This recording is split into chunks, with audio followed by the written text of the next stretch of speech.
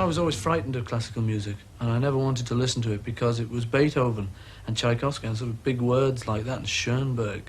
You know, I always thought... I mean, something like a taxi driver the other day had some sheet music of a Mozart thing. And I said, what's that, you know? And he said, oh, that's the high-class stuff. You won't like that.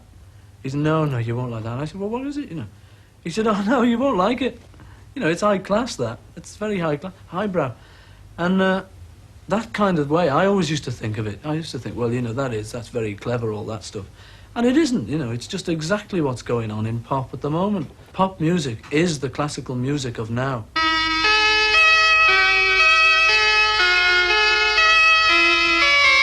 People just take our music and, you know, in a line, and we just sort of say, yeah, she was just 17. And they read everything into that, you know. She was a 17-year-old nymphomaniac working on the streets of Broadway.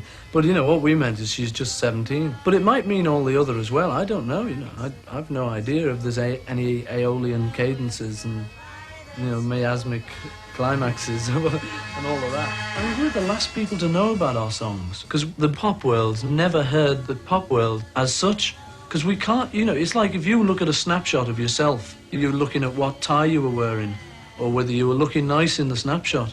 You know, but anyone else would just take the snapshot and say, oh, that's good, that's a snapshot of Tony, you know, it's nice. We really just always think of ourselves as just happy little songwriters, just little rockers, you know, just playing in a rock group. But it gets more important than that after you've been over to America and you've sort of got knighted.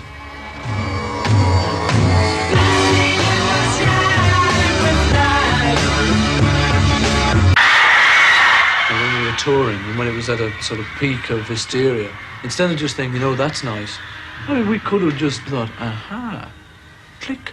You know, let's use this and for evil, you know. But there's no desire in any of our heads to sort of take over the world, you know. That was Hitler, that's what he wanted to do.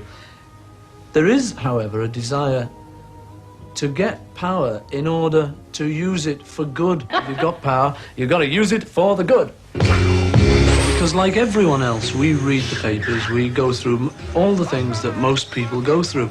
So if everyone wants to say a thing at a certain time, it's handy being a songwriter. You know, you can put your finger on it, like a yellow submarine. You know, that was lucky, though.